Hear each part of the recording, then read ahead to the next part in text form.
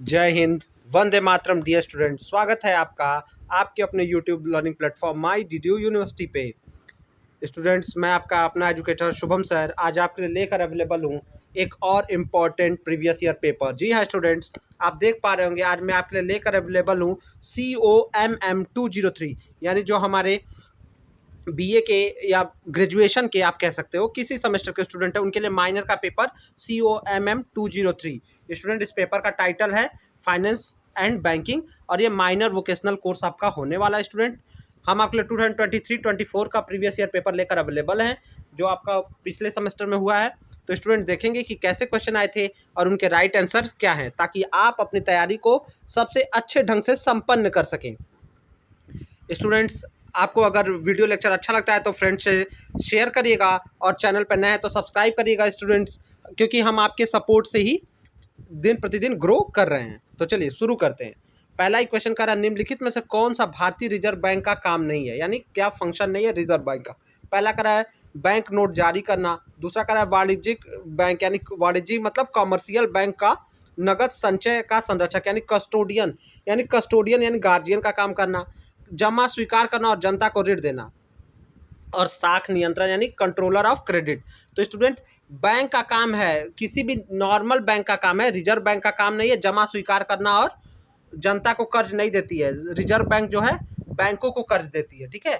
तो reserve bank जो होता है सबका मतलब सेंट्रल बैंक ऑफ इंडिया जो है वो रिजर्व बैंक कहलाती है। सेंट्रल बैंक एक स्टूडेंट एक बैंक का भी नाम है, लेकिन जो भारत का केंद्रीय बैंक है या सेंट्रल बैंक जिसको कहेंगे वो RBI है, और वो जनता उसमें ना पैसा जमा करती है ना वो जनता को ऋण देती है। ये काम दूसरे बैंक करते हैं। दूसरा क्वेश्चन कह रहा है कि when there is a shortfall in currency note at bank branches whom do they approach for the further supply, यानी जब बैंक शाखाओं में करेंसी नोटों की कमी हो जाती है तो वो आगे आपूर्ति के लिए किससे संपर्क करते हैं। तो स्टूडेंट, जब बैंक शाखाओं में पैसे की या मुद्रा की कमी हो जाती है तो वो अपने मुख्य शाखा यानी main branch of that bank से संपर्क करते हैं, ठीक है, ना कि वो SBI से या चेस्ट करेंसी का इस्तेमाल करते हैं, ठीक है। अगला प्रश्न, बैंक दर वो दर है। बैंक दर क्या है स्टूडेंट? बैंक दर जो है वो क्या होता है? तो बैंक रेट स्टूडेंट वो रेट है जिसपे on which commercial banks take loan, जिसपे कॉमर्शियल बैंक यानी वाणिज्यिक बैंक जो है, कॉमर्शियल बैंक जैसे आपका HDFC है, IDBI है, यस बैंक है या और भी है, तो ये आपके कॉमर्शियल बैंक है। तो जिस दर पे कॉमर्शियल बैंक लोन लेते हैं उसको किससे लोन लेते हैं? सेंट्रल बैंक यानी रिजर्व बैंक ऑफ इंडिया से लोन लेते हैं, उसको हम कहते हैं आपका बैंक रेट, ठीक है। तो जिस पर वाणिज्यिक बैंक लोन लेते हैं उसको हम क्या कहते हैं? बैंक रेट कहते हैं। अगला क्वेश्चन, रिवर्स रेपो रेट क्या होता है? तो स्टूडेंट, रेपो रेट का ठीक उल्टा होता है रिवर्स रेपो रेट। और रिवर्स रेपो रेट मतलब क्या होता है स्टूडेंट? कि rate at which RBI borrows money from commercial bank. जब RBI को पैसे की जरूरत होती है और वह कमर्शियल बैंक से पैसा लेता है तो उसको रिवर्स रेपो रेट के नाम से हम जानते हैं। यानी जिस दर पे RBI जो है पैसे उधार लेता है किससे? कॉमर्शियल यानी वाणिज्यिक बैंकों से, तो उसको रिवर्स रेपो रेट कहते हैं। अगला प्रश्न देख लेते हैं, निम्न में से कौन सी दरें बाजार दशाओं द्वारा निर्धारित की जाती है ना कि RBI द्वारा, यानी कौन सा जो रेट है वो मार्केट कंडीशन द्वारा तय किया जाता है, नहीं ना कि RBI द्वारा। तो स्टूडेंट, जो आपका बैंक रेट होता है वो RBI तय करती है, SLR जो होता है या जो ये भी आपका RBI तय करता है, और CRR जिसको कैश रिजर्व रेशियो भी आप कहते हो ये भी RBI तय करता है। लेकिन जो इन्फ्लेशन रेट होता है वो मार्केट के कंडीशन के हिसाब से सेंट्रल गवर्नमेंट तय करती है RBI से सलाह लेकर। तो इसमें RBI सलाह देने का काम करता है, लेकिन तय कौन करता है? सेंट्रल गवर्नमेंट करती है मार्केट कंडीशन को देखकर। तो ऑप्शन डी आपका रहेगा इन्फ्लेशन रेट, जिसको आप मुद्रास्फीति दर कहते हो, ठीक है स्टूडेंट्स। मैं छोटी छोटी जो बातें बता रहा हूँ उसको भी आप नोट करते रहिएगा, और हिंदी इंग्लिश में दोनों बता रहा हूँ ताकि तालमेल बैठा के पेपर को अच्छे से करिएगा और समझने में ये आपको सुविधाजनक रहेगा।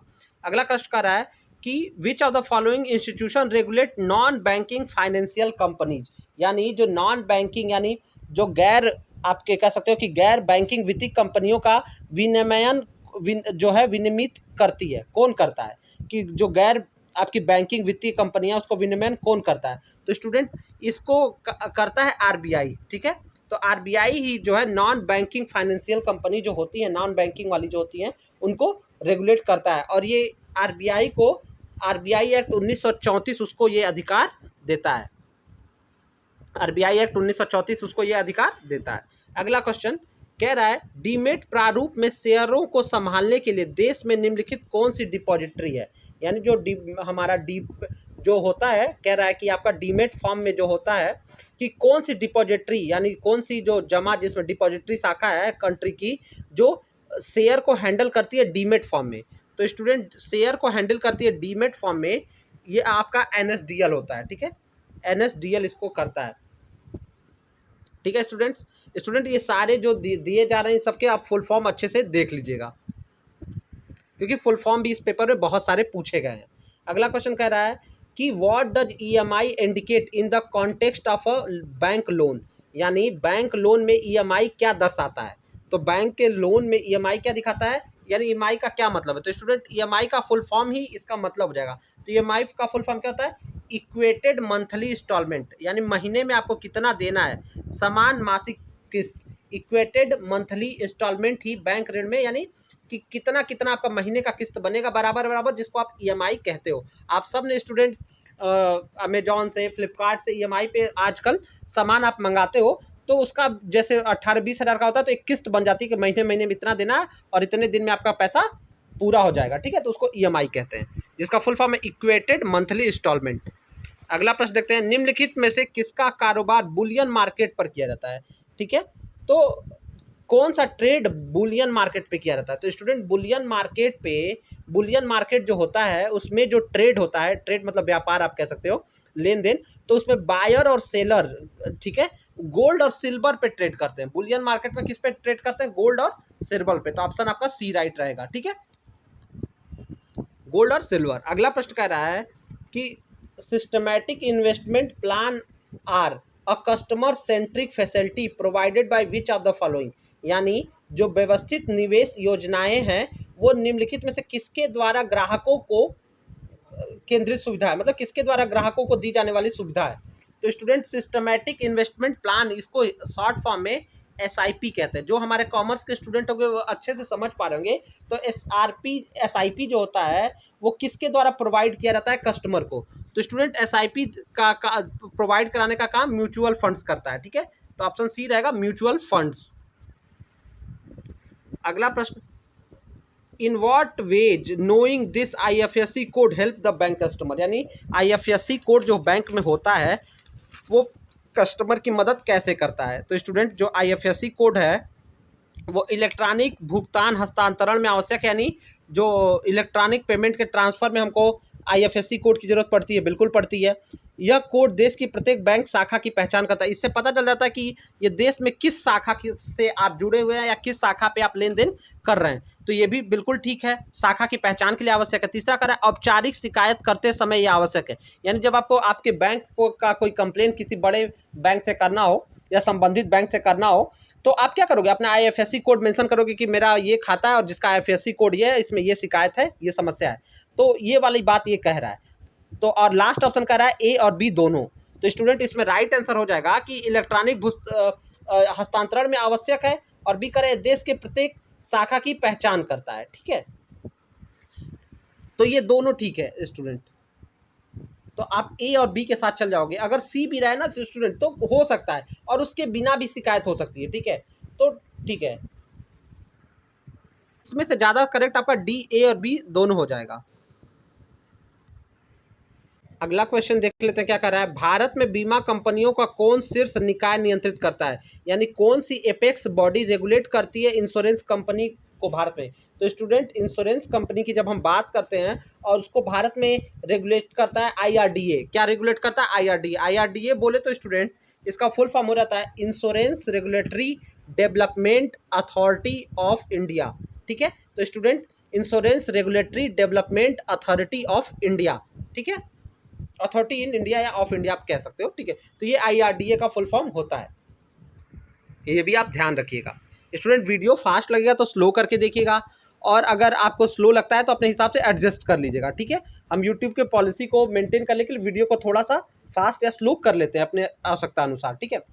तो स्टूडेंट्स, आप किस कॉलेज से वीडियो देख रहे हो या यूनिवर्सिटी कैंपस से देख रहे हो, हमें कमेंट करके बताइएगा, और किस सब्जेक्ट के माइनर पेपर आप हमसे चाहते हो वो भी कमेंट करिएगा। साथ ही साथ हमारे व्हाट्सएप टेलीग्राम ग्रुप का लिंक आपको मिल जाएगा, तो आप हमसे वहाँ पे जुड़ भी सकते हैं और अपनी बातें, अपना प्रॉब्लम हमसे शेयर कर सकते हैं। हम आपकी हर तरह मदद करने की कोशिश करेंगे। अगला क्वेश्चन, निम्नलिखित में से किसे प्लास्टिक मनी कहा जाता है? तो स्टूडेंट, प्लास्टिक मनी जो होता है, क्रेडिट कार्ड, डेबिट कार्ड, जिस प्लास्टिक का कार्ड होता है जिससे हम पैसा लेन देन करते हैं, वही आपका कहलाता है प्लास्टिक मनी। तो यहाँ पे क्रेडिट डेबिट कार्ड नहीं दिया हुआ, क्रेडिट कार्ड दिया हुआ है, तो आपका प्लास्टिक मनी क्या हो जाएगा? क्रेडिट कार्ड हो जाएगा, ठीक है। क्रेडिट कार्ड स्टूडेंट वही कार्ड होता है जिसमें आपके अकाउंट में पैसा नहीं होता है, लेकिन बैंक आपको फ्रीडम देता है कि एक निश्चित अमाउंट तक की आप शॉपिंग, लेन देन आप उस कार्ड से कर सकते हो, उसका भुगतान आपको बाद में करना होता है। अगला क्वेश्चन, IFSC का फुल फॉर्म क्या है? तो स्टूडेंट, IFSC का फुल फॉर्म है Indian financial system code. Indian financial system code, आपका सी वाला ऑप्शन राइट रहेगा। भारतीय वित्तीय प्रणाली कोड। स्टूडेंट, मैं जब फुल फॉर्म की बात करूंगा तब अंग्रेजी में फुल फॉर्म याद करिएगा, क्योंकि कई बार हिंदी ना देखे सीधे अंग्रेजी भी दिया जाएगा, और अंग्रेजी में फुल फॉर्म याद करना आसान होता है। तो Indian financial system code IFSC का फुल फॉर्म रहेगा। किस तकनीक पहल ने भारत में किसी भी समय कहीं भी बैंकिंग अवधारणा को सक्षम बनाया है?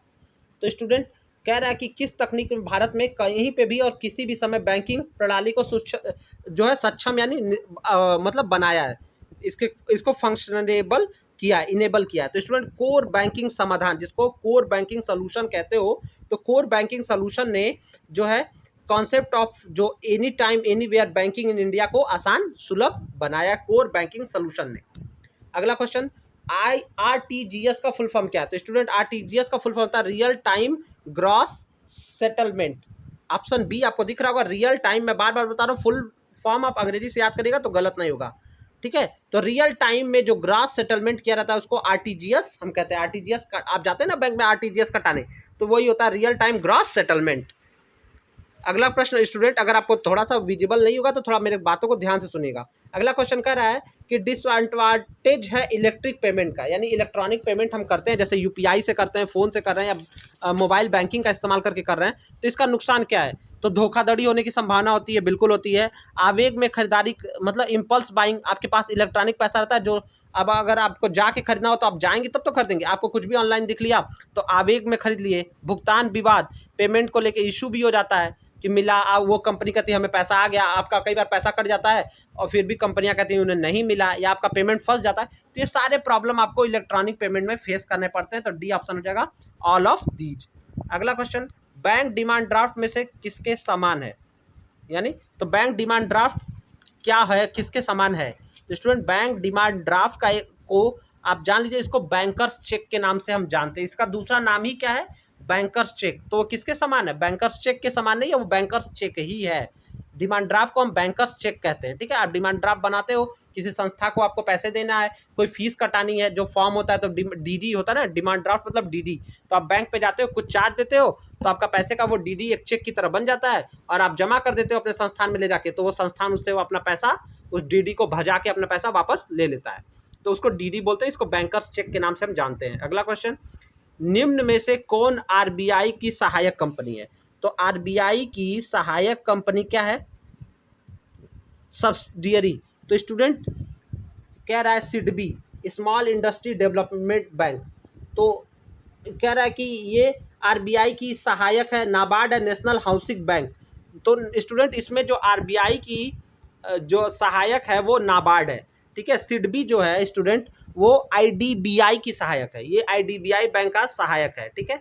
SIDBI small industry development bank, जिसको हम सिडबी के नाम से जानते हैं, ये IDBI की सहायक है, ठीक है, सब्सिडियरी बॉडी है। नाबार्ड जो है वो आपका RBI का सहायक हो जाएगा। अगला प्रश्न, भारत में सिक्के ढालने की जिम्मेदारी किस संस्था की? यानी सिक्के को बनाने की, मिंट करने की रिस्पॉन्सिबिलिटी। तो स्टूडेंट आप याद रखें, मिंट के साथ साथ डिजाइन करने की भी जो जिम्मेदारी है या किसकी है, वो भारत सरकार की, कि सिक्का कैसा होगा और उसको कैसे ढाला जाएगा, ये सारी जिम्मेदारी किसकी है? भारत सरकार की है। इसकी जिम्मेदारी RBI की नहीं है, वो नोटों की छापने की जिम्मेदारी RBI की है। उसमें भी जो 1 रुपए के नोट है वो फाइनेंस मिनिस्ट्री जारी करती है, वित्त मंत्रालय जारी करता है, ये भी ध्यान रखिएगा। भारत की मौद्रिक नीति और साख नीति निम्नलिखित में से किसकी जिम्मेदारी है, यानी मॉनेटरी पॉलिसी और क्रेडिट पॉलिसी किसकी जिम्मेदारी है। तो स्टूडेंट जो आपकी मॉनेटरी पॉलिसी यानी मौद्रिक नीति और क्रेडिट पॉलिसी यानी साख नीति ये आपकी आरबीआई की जिम्मेदारी होती है। तो भारत में मॉनेटरी पॉलिसी और क्रेडिट पॉलिसी आरबीआई की जिम्मेदारी होती है। अगला प्रश्न, नाबार्ड का मुख्य उद्देश्य ग्रामीण क्षेत्रों को ऋण प्रदान करना है। किसके लिए ऋण प्रदान करना है, मतलब ये पूछना चाह रहा है आरबीआई का मुख्य उद्देश्य ग्रामीण क्षेत्रों में किस लिए ऋण प्रदान करना है। तो कह रहा है कृषि और लघु उद्योगों को बढ़ावा देने के लिए, ठीक है। दूसरा कह रहा है कुटीर और ग्राम उद्योग को बढ़ावा देने के लिए, ये भी ठीक है। हस्तशिल्प और ग्रामीण शिल्प को बढ़ावा देने के लिए यानी हैंडीक्राफ्ट और रूरल क्राफ्ट के लिए, कॉटेज के लिए, एग्रीकल्चर के लिए। तो स्टूडेंट इन सब चीज़ के लिए, तो ऑप्शन डी हो जाएगा ऑल ऑफ दीज, इन सब के लिए जरूरी है, ठीक है। अगला प्रश्न, आरबीआई के गवर्नर के रूप में कार्य करने वाले एकमात्र भारत के प्रधानमंत्री कौन है, यानी भारतीय प्रधानमंत्री कौन है जिन्होंने आरबीआई का गवर्नर का काम किया। तो स्टूडेंट ये कौन है, डॉक्टर मनमोहन सिंह, जो भारत के 13वें प्रधानमंत्री भी रहे हैं। इन्होंने ही आरबीआई के गवर्नर के रूप में भी काम किया है। कई बार आपको बैंक नोट मिल जाएगा जिस पर डॉक्टर मनमोहन सिंह के हस्ताक्षर रहेंगे, क्योंकि बैंक के नोट पे किसके हस्ताक्षर होते हैं, उस पर गवर्नर के हस्ताक्षर होते हैं, ठीक है।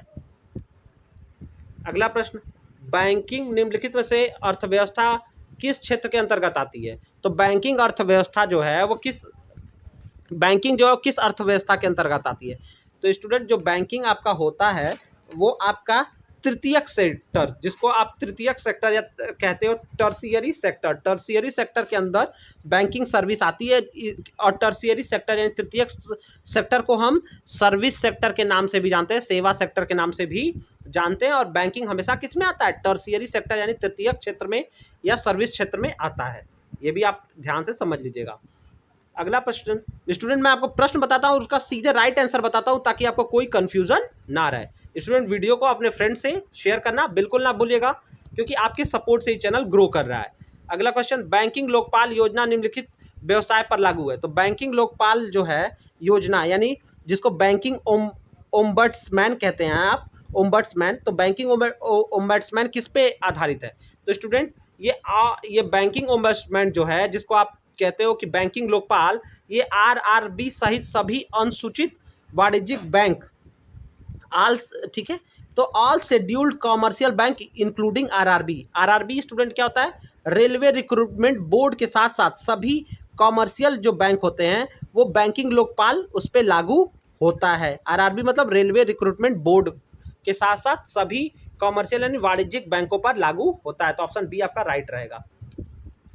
अगला प्रश्न, भारत में सबसे बड़ी बीमा कंपनी है। तो स्टूडेंट ये तो आप जानते होंगे एलआईसी है। भारत की सबसे बड़ी बीमा कंपनी कौन सी है। तो स्टूडेंट ये एलआईसी है, भारतीय जीवन बीमा निगम जिसको आप कहते हो। अगला प्रश्न देखते हैं, भारत में 1 रुपए का नोट किसके द्वारा जारी किया था। स्टूडेंट इसको मैंने पहले ही बता दिया कि 1 रुपए का नोट है वो वित्त मंत्रालय यानी फाइनेंस मिनिस्ट्री जारी करती है। तो वित्त मंत्रालय, भारत सरकार की वित्त मंत्रालय 1 रुपए का नोट भारत में जारी करता है। अगला क्वेश्चन, केवाईसी का फुल फॉर्म क्या है। स्टूडेंट आप तो हमेशा बैंक पे जाते होगे, बैंक में कहते हैं केवाईसी कराना है, तो ये तो आप जानते हो कि केवाईसी का फुल फॉर्म क्या होता है, know your customer. Option A आपका राइट रहेगा, नो योर कस्टमर, अपने ग्राहक को जाने, केवाईसी का फुल फॉर्म या मतलब। बैंक, ऑनलाइन बैंकिंग को नहीं जाना जाता, यानी ऑनलाइन बैंकिंग को किस नाम से नहीं जाना जाता, इंटरनेट बैंकिंग बिल्कुल, वर्चुअल बैंकिंग बिल्कुल, ई बैंकिंग बिल्कुल, ये तीनों जाना जाता है, लेकिन इंस्ट्रूमेंट बैंकिंग के नाम से जो है ऑनलाइन बैंकिंग को नहीं जाना जाता है, ठीक है। तो डी वाला रहेगा, इस नाम से हम नहीं जानते, बाकी तीनों नाम से जानते हैं।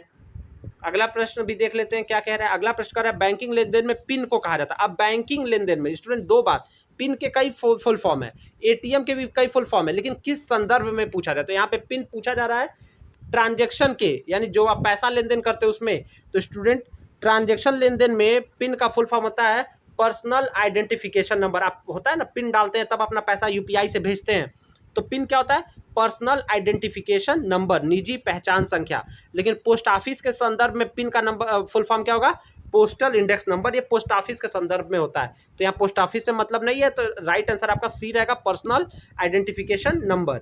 अगला प्रश्न देखते हैं, क्रेडिट कार्ड लेन देन में ओटीपी क्या है।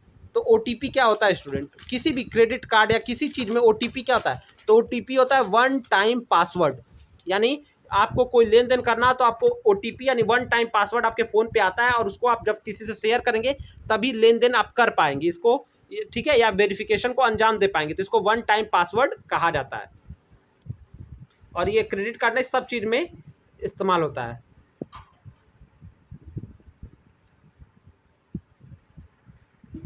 अगला प्रश्न कर रहा है, भारत में सबसे बड़ा वित्तीय समूह क्या है? तो स्टूडेंट, भारत में सबसे बड़ा वित्तीय समूह SBI है, ठीक है, ऑप्शन आपका SBI हो जाएगा, ठीक है, SBI है। अगला क्वेश्चन, महंगाई का सबसे बुरा प्रभाव पड़ता है अमीर वर्ग पर, गरीब वर्ग पर, निवेशकों पर, पेशेवरों पे? स्टूडेंट, प्रभाव तो सब पे पड़ता है लेकिन सबसे ज़्यादा प्रभाव गरीबों पे ही पड़ता है, क्योंकि अगर किसी की सबसे बुरा प्रभाव किस पे पड़ता है? अमीर वर्ग को महंगाई ऊपर नीचे होगी तो थोड़ा बहुत उनको नुकसान उठाना पड़ेगा, क्योंकि उनकी जीवन जीने पे संकट नहीं आएगा, लेकिन महंगाई बहुत तेज अगर बढ़ जाए तो सबसे ज़्यादा संकट गरीबों पे हो जाएगा, निवेशकों पे भी इसका प्रभाव पड़ता है, ठीक है। तो ये अब सबसे बुरा प्रभाव हम देखें तो गरीबों पे ही मान सकते हैं, नहीं तो फिर निवेशकों पे पड़ता है, ठीक है। अगला क्वेश्चन, रुपे कार्ड है, रुपे कार्ड क्या है? एक क्रेडिट कार्ड है, एक पोस्ट पेड कार्ड है, पोस्ट पेड मतलब बाद में जिसका भुगतान करो, एक डेबिट कार्ड है, एक प्रीपेड कार्ड है। तो स्टूडेंट, रुपे कार्ड क्या है? एक डेबिट कार्ड है। रुपे कार्ड क्या है? एक डेबिट कार्ड है, ठीक है, रुपे कार्ड एक डेबिट कार्ड है, ठीक है। स्टूडेंट, आने वाले समय में रुपे का क्रेडिट कार्ड भी अब आ रहा है, इस बात को आप समझ लीजिएगा, या आ गया होगा, ठीक है। तो रुपे एक डेबिट कार्ड है, ये पहले से चल रहा था लेकिन अब क्रेडिट कार्ड के रूप में भी आ रहा है। एक चेक की वैधता अवधि यानी कब तक एक चेक वैलिड होता है? तो स्टूडेंट, जब चेक को काट दिया जाता है या जारी कर दिया जाता है उससे 3 महीने तक एक चेक की वैलिडिटी होती है, यानी जारी होने से 3 महीने तक की वैध के लिए एक चेक वैध होता है। अगला क्वेश्चन, स्टूडेंट, हमने एक मॉडल पेपर भी एक आपके लिए ऑलरेडी अपलोड किया हुआ है बैंकिंग फाइनेंस COM 203 का, तो उसको भी जाकर देख लीजिएगा। अगर आप रिक्वेस्ट करेंगे तो हम एक महामैराथन वीडियो आपके लिए रेडी कर देंगे। अगला क्वेश्चन, क्या निरक्षर व्यक्ति को डेबिट कार्ड जारी किया जा सकता है? यानी किसी निरक्षर व्यक्ति को डेबिट कार्ड जारी किया जा सकता है, ये पूछना चाह रहा है। तो हाँ, बिल्कुल जारी किया जा सकता है स्टूडेंट, ठीक है, डेबिट कार्ड उसको जारी किया जा सकता है। तो स्टूडेंट, बिल्कुल जारी किया जा सकता है। बैंक में इनके बदले ऋण प्रदान नहीं करता, यानी किसके बदले? इसमें से क्या? तो सोने के आभूषण के बदले गोल्ड लोन देता ही है, LIC पॉलिसी पे लोन देता है, लॉटरी टिकट पे बैंक, यानी अगर कहीं आपकी लॉटरी लग जाए उस टिकट को दिखा के आप लोन नहीं ले सकते हैं, पैसा नहीं ले सकते हैं।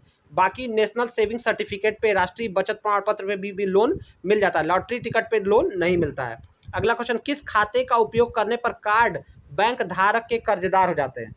यानी किस खाते का उपयोग करने पर कार्ड धारक बैंक के कर्जदार बन जाते हैं? तो स्टूडेंट, खाते का नहीं पूछना चाहिए था, इसको पूछना चाहिए था किस कार्ड का उपयोग करने पर कार्ड धारक बैंक के कर्जदार हो जाते हैं? तो student, credit card. Credit card जब आप इस्तेमाल कर लेते हैं तो आप बैंक के कर्जदार बन जाते हैं। चाहे आप किसी भी बैंक से क्रेडिट कार्ड ले सकते हैं, चाहे आप उसका खाता आपके पास हो या ना हो, लेकिन अगर आप उसके क्रेडिट कार्ड का इस्तेमाल कर लेते हैं, उससे पैसे राशि खर्च करते हैं, तो आप बैंक के कर्जदार हो जाते हैं और निश्चित अवधि में आपको वो अमाउंट क्रेडिट कार्ड का जो आपका बिल होता है उसका भुगतान करना पड़ता है, वरना उसका ब्याज बढ़ता चला जाता है।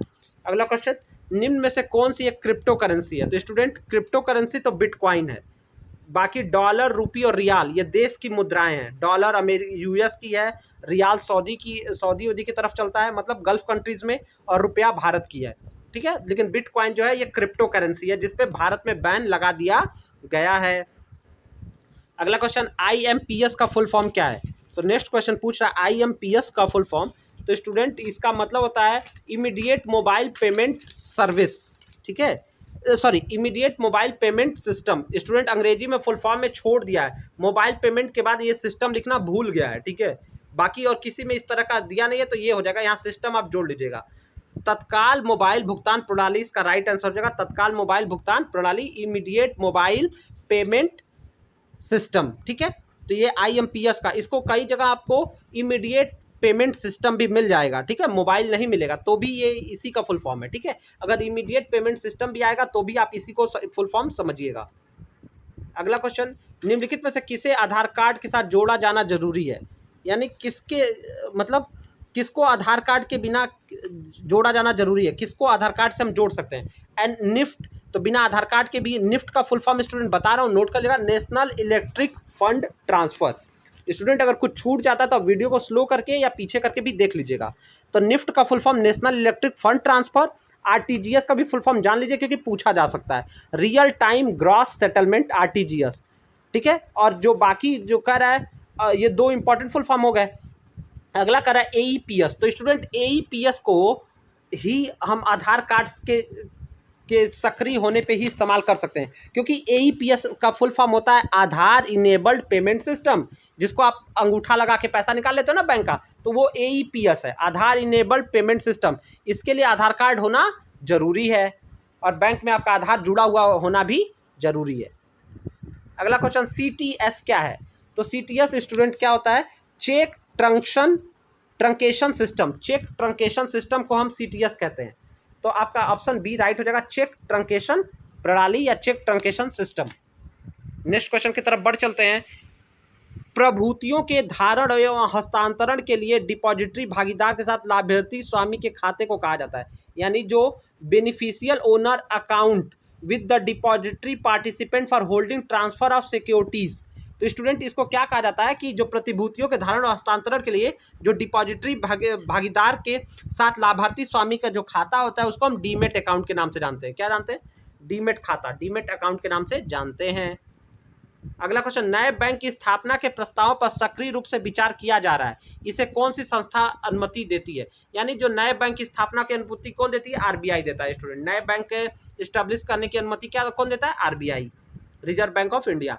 बैंक शब्द इटालियन शब्द बैंको से लिया गया जिसका अर्थ है, तो स्टूडेंट आपको बता दूं बैंक जो है इटालियन शब्द बैंको से लिया गया जिसका मतलब होता है बेंच, जिसका मतलब क्या होता है? बेंच। और ये बेंच किसका? Bench of money exchange, bench of money exchange. तो इसका मतलब बैंकों का मतलब होता है बेंच या मनी एक्सचेंज।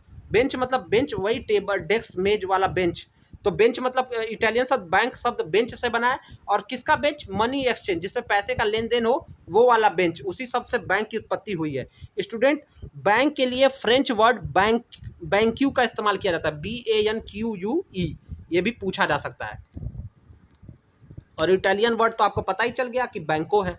अगला क्वेश्चन, निम्नलिखित में से कौन एक विकास बैंकिंग संस्थान नहीं है, यानी डेवलपमेंट बैंकिंग इंस्टीट्यूशन कौन सा नहीं है? तो स्टूडेंट्स आपका ICICI जो है वो क्या है? ICICI जो है ये प्राइवेट बैंक है, ये विकास बैंकिंग संस्थान नहीं है। बाकी जो आपका IDBI, IFCI, ठीक है, EXIM बैंक जो है, Exim bank. Student IDBI, IFCI और एक्सिम बैंक को स्वीकृति दी गई है विकास बैंकिंग संस्थान के रूप में, लेकिन ICICI जो एक प्राइवेट बैंक है 1995 में इसकी स्थापना हुई है, ये प्राइवेट बैंक है और ये डेवलपमेंट बैंकिंग इंस्टीट्यूशन यानी संस्थान नहीं है। अगला क्वेश्चन, NAV का फुल फॉर्म क्या है? तो स्टूडेंट NAV मतलब होता है नेट एसेट वैल्यू, यानी शुद्ध संपत्ति का मूल्य कितना है। नेट एसेट, किसी चीज का शुद्ध मूल्य, जो संपत्ति उसका मूल्य क्या है, शुद्ध मूल्य क्या है, उसको कहते हैं नेट एसेट वैल्यू। अगला प्रश्न पूछा था, निम्नलिखित में से कौन सा वित्तीय संस्थान आरबीआई के पर्यवेक्षी जनसंपर्क दायरे में नहीं है? यानी जो कौन सा फाइनेंशियल इंस्टीट्यूशन है वो आरबीआई के सुपरविजन में नहीं है? तो स्टूडेंट आरबीआई किस पे नियंत्रण नहीं करता है? तो कह रहा है foreign commercial bank operating in India, यानी विदेशी वाणिज्यिक बैंक पे करता है, क्षेत्रीय ग्रामीण बैंक पे आरबीआई करता है, म्यूचुअल फंड पे नहीं करता है, बाकी स्टेट चीज़ों पे करता है। तो स्टूडेंट राज्य सहकारी बैंक पे भी करता है, लेकिन म्यूचुअल फंड पे आरबीआई जो है वो पर्यवेक्षी जनसंपर्क दायरे में नहीं आता है। म्यूचुअल फंड आरबीआई के पर्यवेक्षी जनसंपर्क दायरे से बाहर है। अगला प्रश्न, आरबीआई के निर्देशों के अनुसार निम्नलिखित में से कौन से क्षेत्र कार्यों को बैंकों द्वारा आउटसोर्स नहीं किया जा सकता है? तो स्टूडेंट किसको आउटसोर्स नहीं किया जा सकता है? तो इसमें स्टूडेंट खाते खोलना और बंद करना है। तो खाते खोलना, किसी प्रकार के भी खाते खोलना और बंद करना, वो ठीक है, वो आउटसोर्स नहीं किया जा सकता, उसको आउटसोर्सिंग मतलब बैंक क्षेत्रों से आउटसोर्स नहीं किया जा सकता है, इसे मतलब उसको रोका नहीं जा सकता, एक तरह से आप कह सकते हो। अगला क्वेश्चन और जो अंतिम प्रश्न है, स्टूडेंट कह रहा है विदेशी मुद्रा लेन देन के लिए अधिकृत डीलरों की नियुक्ति की जाती है।